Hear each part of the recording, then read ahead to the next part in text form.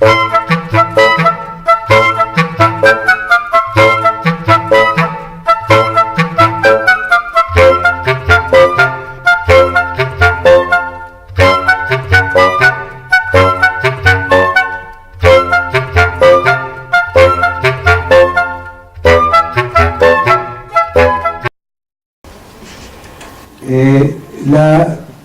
temática que me solicitaron exponer se titulaba Cambio de época o época de cambios.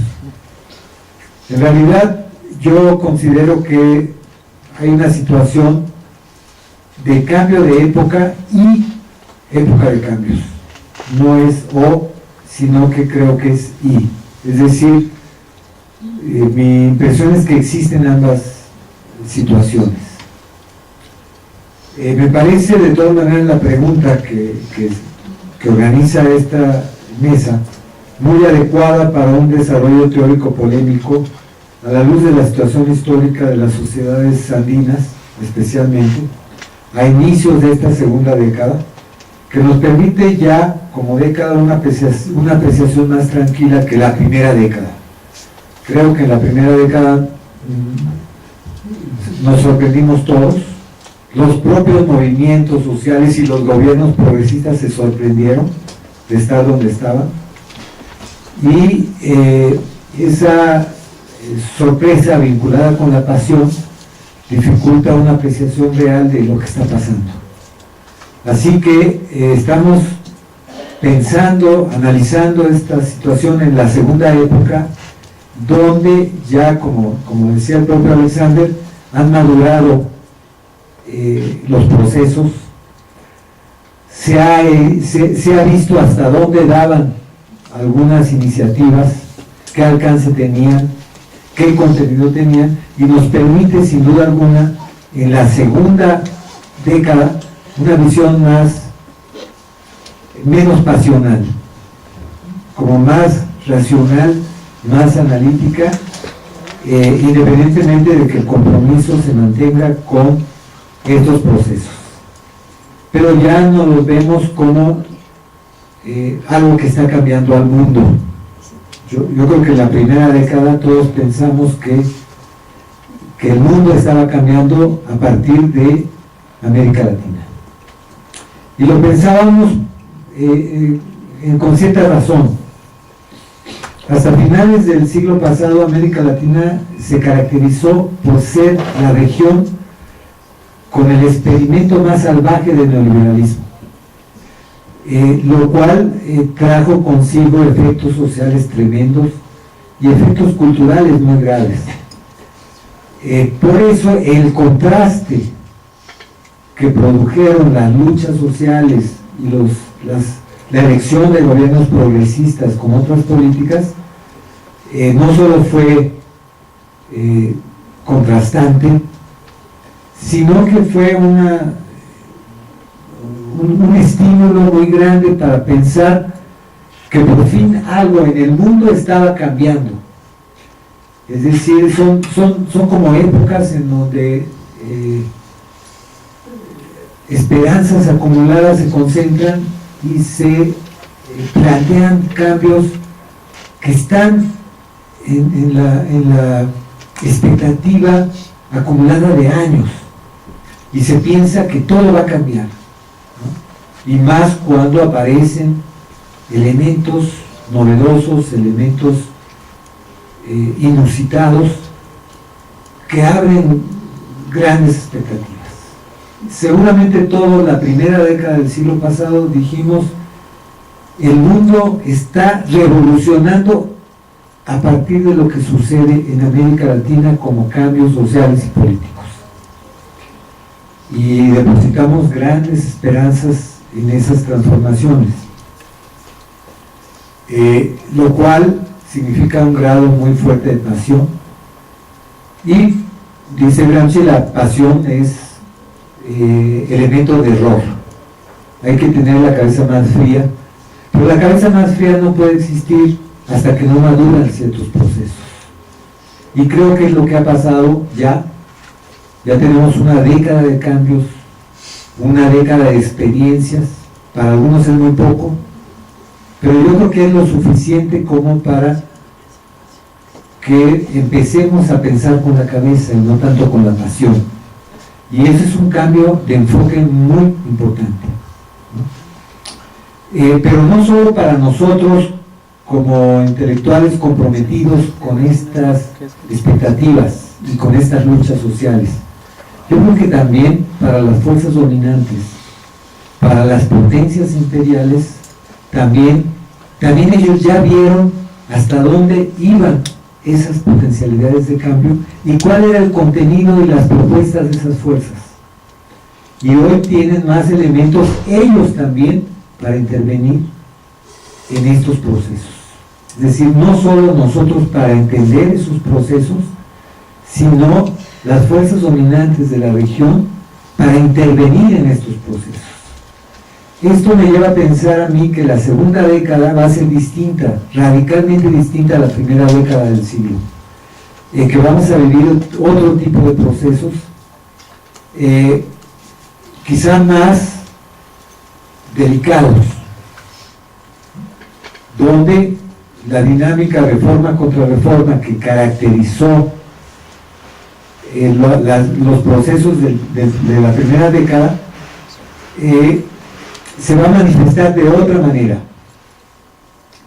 con agotamiento de ciertos proyectos de reforma, primero, porque ya son 10 años de experiencias y 10 años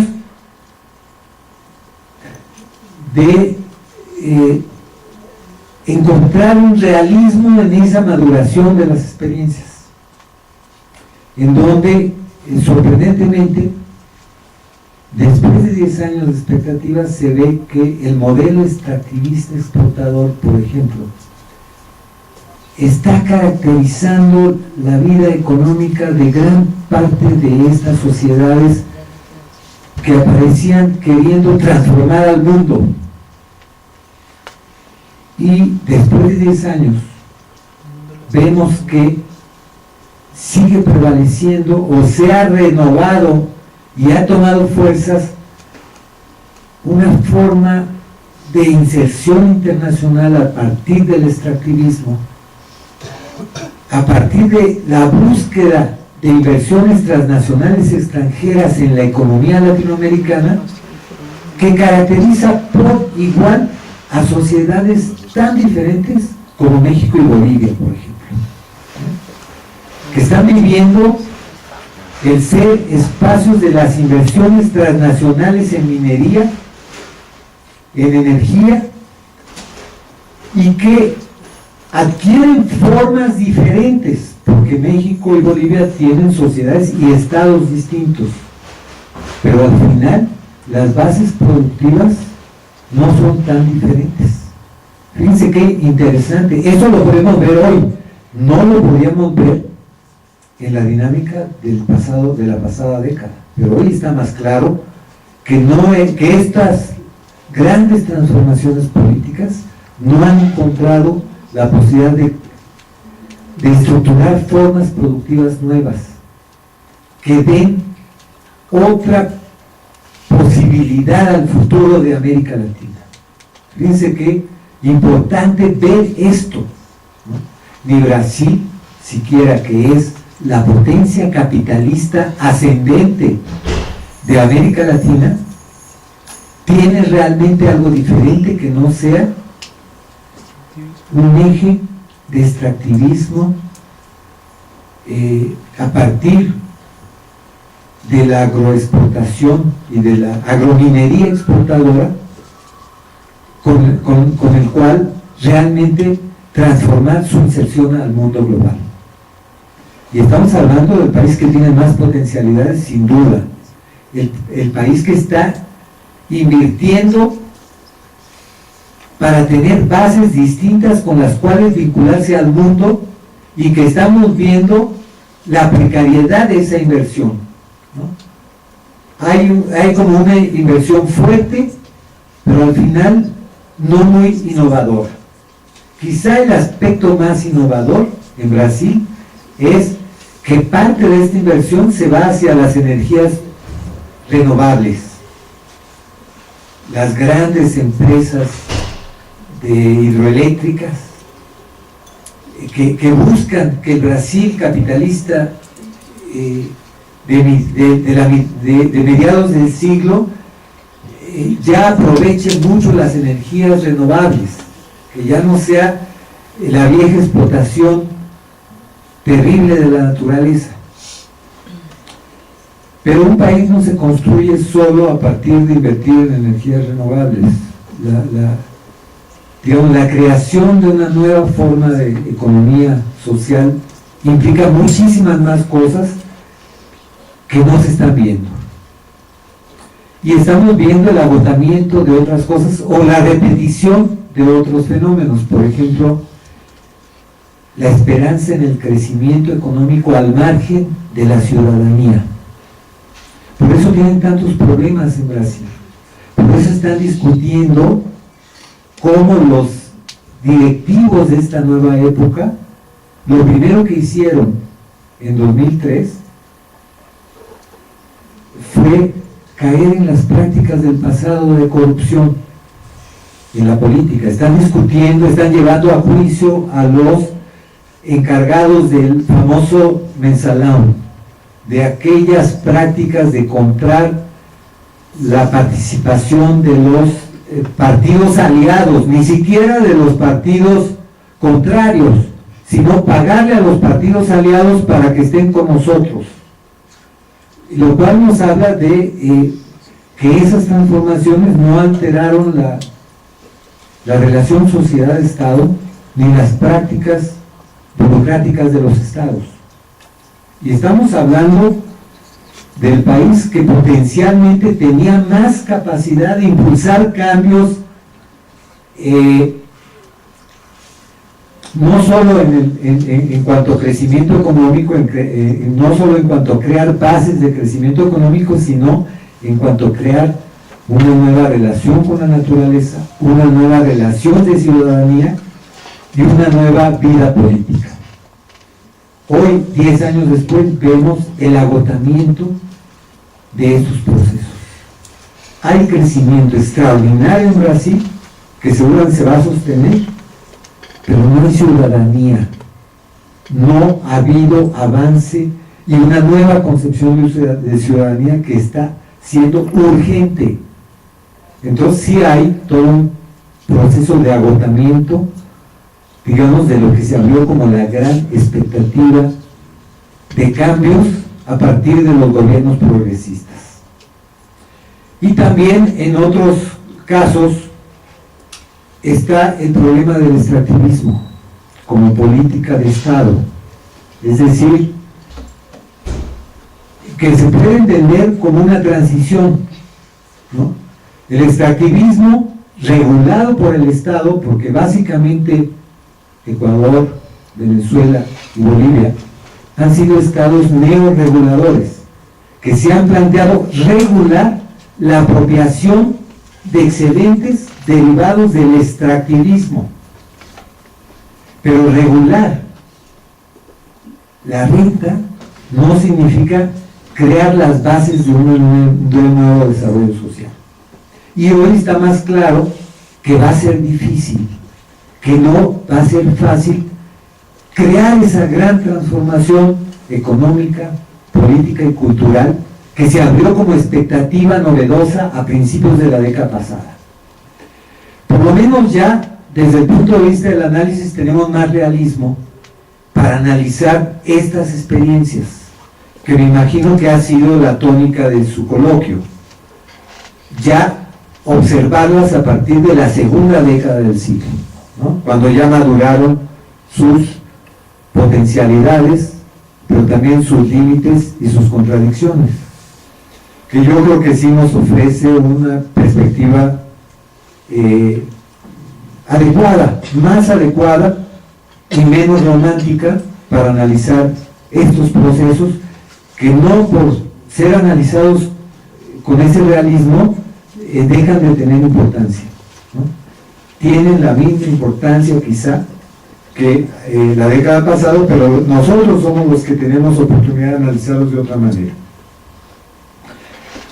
Pero un elemento que cubre todos estos procesos y estos cambios, y que tiene que ver con la primera cuestión, con el cambio de época, es que realmente en el mundo hay un cambio de época. ¿Qué quiere decir? ¿Cuál es la dimensión de esas transformaciones universales de las que no se escapa América Latina, de las cuales no se escapa la región andina, y que están en realidad condicionando las opciones, las posibilidades, las experiencias que está habiendo en la región andina? Yo creo que sí podemos decir que hay realmente una nueva fase del capitalismo mundial, pero también de algo más. Es decir, no solo ha cambiado la economía mundial, que ha cambiado, que está condicionando de otra manera las experiencias nacionales, regionales, nacionales y locales, sino que ha cambiado algo más que la economía mundial.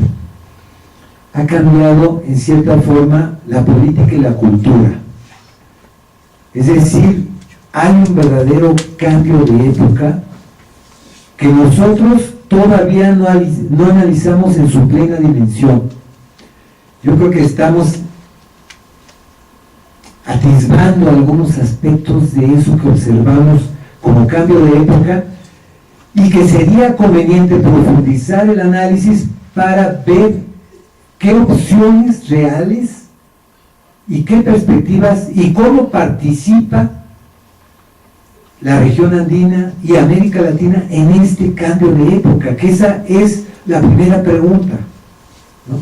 Es decir, no solo ver cómo recibimos pasivamente el cambio de época, sino cómo somos parte de ese cambio de época, cómo se vive el cambio de época en la región de América Latina. Esa es también la pregunta, ¿no?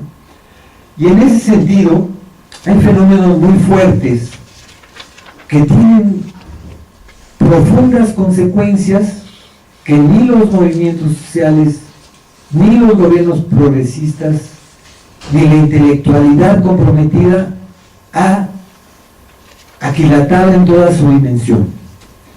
Una de estas características es el fin de las economías nacionales.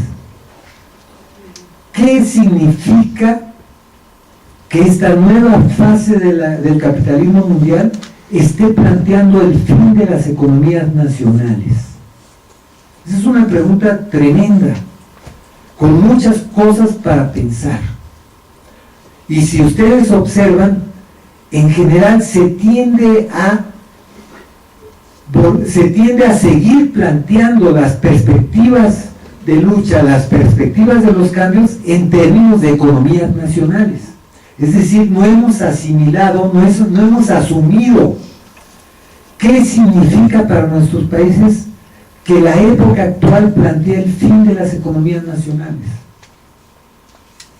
Es algo así como si hiciéramos abstracción de ese hecho, y es mejor no pensarlo, porque si lo pensamos no sabríamos qué hacer, y sin embargo es lo que hay que pensar.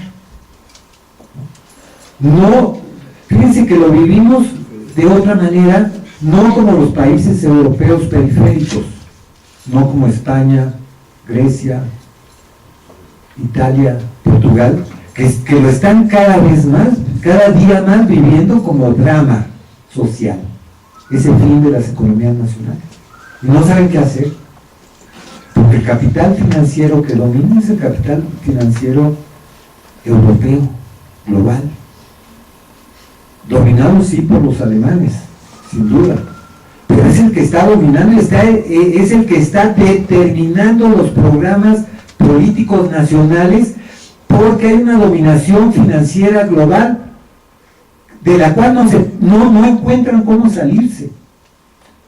El movimiento de los indignados planteó las cosas claramente. En nuestra sociedad no hay democracia real porque no hay autonomía nacional. Y hay indignación frente a ese hecho, porque además no sabemos qué hacer. ¿Qué se puede hacer? Porque porque así como en España se vive el fin de la economía nacional, también en América Latina se vive. Y sin embargo, como que la dimensión de ese hecho no está claro en nuestras perspectivas. ¿Y qué vamos a hacer en un mundo donde las economías nacionales ya no van a ser el objetivo de la política? El objetivo central de la política no van a ser ya las economías nacionales. Y al no plantearse la pregunta, entonces es como dejar que la inercia de esa globalización sea la que determine el papel de las sociedades latinoamericanas en el mundo global. Y si ese papel es el agrominero exportador, el despojo de la mano de obra por la vía de las maquilas, el despojo de los recursos naturales, que sea. Tratemos de sacar la mayor renta, por lo menos en este momento, de ese fenómeno.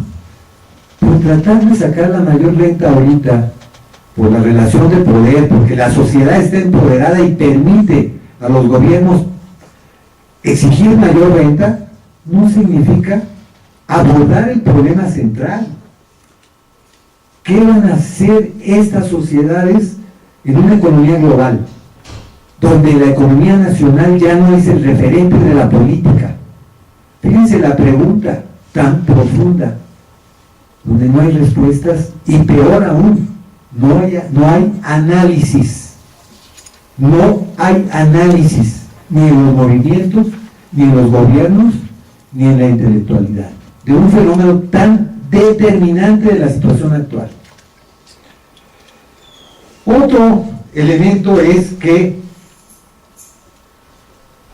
lo que produce ese fin de la economía nacional es un elemento extraordinario, que es el dominio de las empresas globales basadas en avances científicos técnicos que han transformado los procesos de producción, los procesos de trabajo, los procesos de comunicación mundiales, que han creado una gran concentración y centralización del capital mundial, pero han entrelazado las economías mundiales de una forma impensable hasta ahora, y que nos están planteando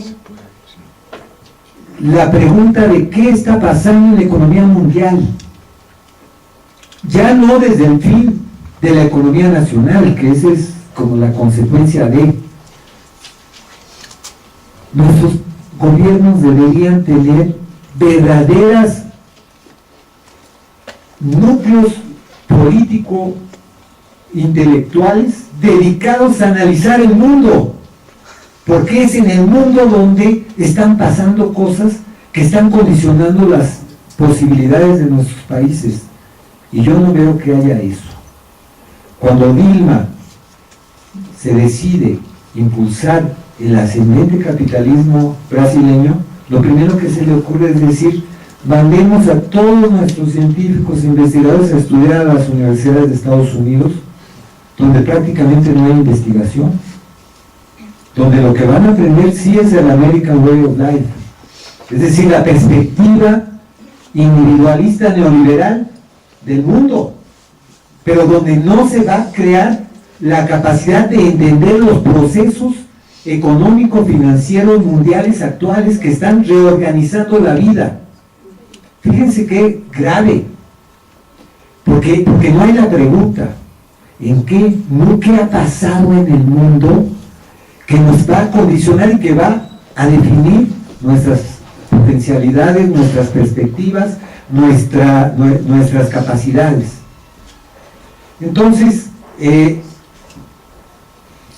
claro, como no hay esto, tampoco hay la constatación de que los instrumentos políticos están en debilitamiento.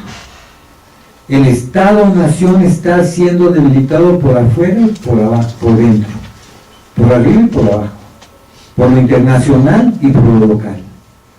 Bueno, ¿qué consecuencias se sacan de eso? No el que deje de ser importante la unidad política interna para plantear un proyecto. Eso sigue vigente, porque es la sociedad la que sostiene las posibilidades políticas. No es eso, sino las instituciones que recogen esa potencialidad están siendo debilitadas objetivamente. Y ese debilitamiento objetivo hay que pensarlo para ver cómo potenciamos lo que es posible como capacidad política que se deriva de la cohesión social. Eso no está claro, es un cambio profundísimo. Es evidente que los estados burocráticos autoritarios no van a ser el elemento con el cual nuestras sociedades pueden participar como actores capaces, propositivos, dinámicos en ese mundo global. Y sin embargo, las políticas son fortalecer los estados burocráticos autoritarios. Burocrático porque no hay la plena conciencia de que es la sociedad la que tiene que desarrollarse en esta fase. Y todavía un poco es la burocracia la que ocupa el espacio de nuevo. Pero la burocracia es jerarquía. La burocracia es ese autoritarismo. A veces no es el viejo autoritarismo personal. Es el autoritarismo que no se ve del gran capital, y del cual la burocracia se hace eco y vehículo.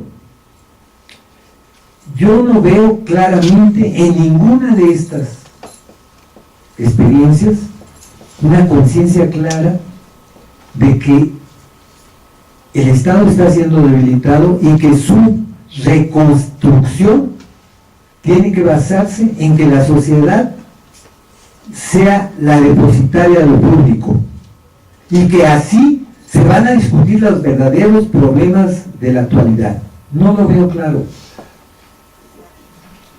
He visto intentos parciales, fugaces,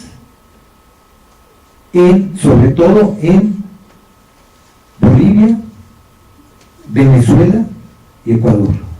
Pero han sido solo eso, intentos parciales y fugaces, para volver a caer al cabo de esos intentos de nuevo en la idea de que el poder burocrático autoritario es el que va a expresar a las sociedades.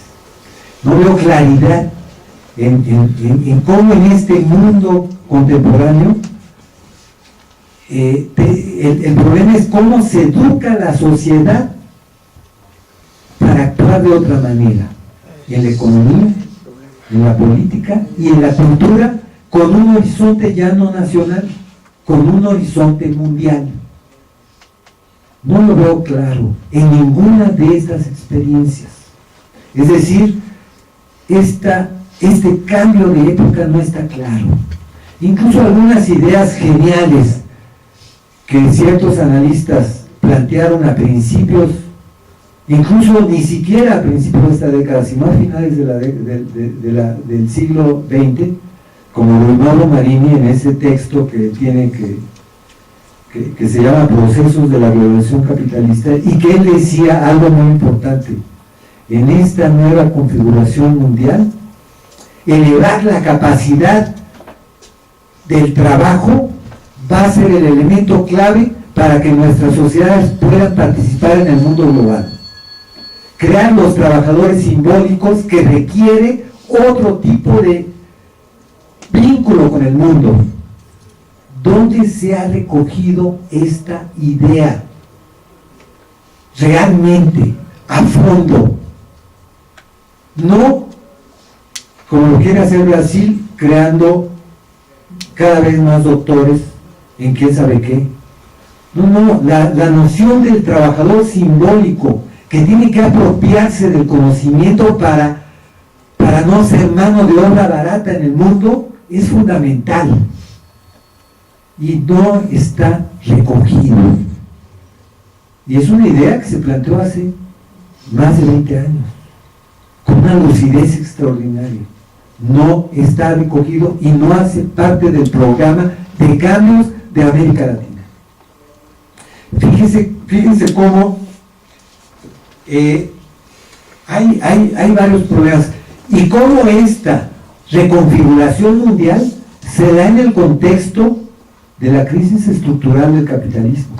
No quiere decir que el mundo se esté reconfigurando resolviendo los problemas del capitalismo y de sus contradicciones. No lo es. Se está desperdiciando el empleo juvenil de una manera que no se había visto en la historia del mundo. En sociedades como España, por ejemplo, el 50% de los jóvenes no tienen empleo ni perspectivas. 50% de los jóvenes. ¿Qué significa una contradicción de esta dimensión? El derroche de la energía mundial, la destrucción de la naturaleza, es decir, la crisis estructural del capitalismo, cómo nos está afectando en estos cambios de época. Bueno, todo eso debía ser parte de nuestra dinámica de discusión diaria en nuestras sociedades. Y no veo nada de eso. Todo lo que, es más, la crisis de la política, lo que decía muy bien Alexander, de los sistemas políticos y de las formas tradicionales como sindicatos y partidos que ya no están expresando las nuevas características de la economía, de la cultura y de la vida social. Ya no son. Al contrario, como ha habido una política premeditada de desorganizar a los trabajadores y de combinar esa desorganización buscada del trabajo y de los trabajadores con la precarización, lo que hay es un verdadero desorden social. Es decir, no hay formas que empiecen a pensar, y si la sociedad es la depositaria verdadera del conocimiento y de la potencialidad de cambio, ¿cómo vamos a organizar de otra manera que no sean las formas que no están funcionando a esta sociedad? Sí lo hay desde el punto de vista de los bancos. Todos tenemos tarjetas de crédito. Todos estamos regulados. Fíjense qué interesante. Nosotros no nos podemos autorregular, pero sí estamos regulados por las formas de organización del capitalismo. Pero ellos están regulando y saben muy bien, y todos los bancos tienen nuestros datos y saben quiénes somos y cómo actuamos. Y hasta nos siguen dando cada vez más los elementos con los que nos regulan. Ellos sí nos regulan, pero nosotros no hemos aprendido a regularnos. No sabemos cómo potenciar una organización para este nuevo momento, que no sea el viejo patrón sindicatos y partidos. Sindicatos que están cada vez más alejados de la realidad organizativa potencial del trabajo, y partidos que están cada vez más estatizados y vinculados a la realpolitik. Y si eso es así, ¿cómo se va a organizar la sociedad?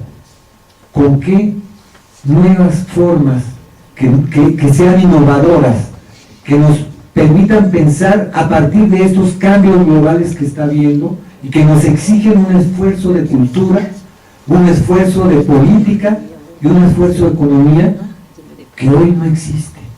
Y se está perdiendo tiempo, por supuesto que se está perdiendo tiempo. ¿Por qué? Porque al no abordar de esta manera los problemas del cambio de época, en realidad estamos reproduciendo patrones tradicionales que no sabemos cómo potenciar. Entonces esto es lo primero que yo quería plantear, que sí hay un cambio de época que tiene muchas dimensiones y que nuestras sociedades deberían incluir como parte de sus procesos políticos un debate generalizado sobre estas nuevas características que nos permita ya no discutir los problemas localmente, provincianamente, sino discutir los problemas como elementos activos del mundo contemporáneo. Y yo no veo que haya nada de eso todavía en América Latina. Quiere decir que no estamos abordando bien el problema.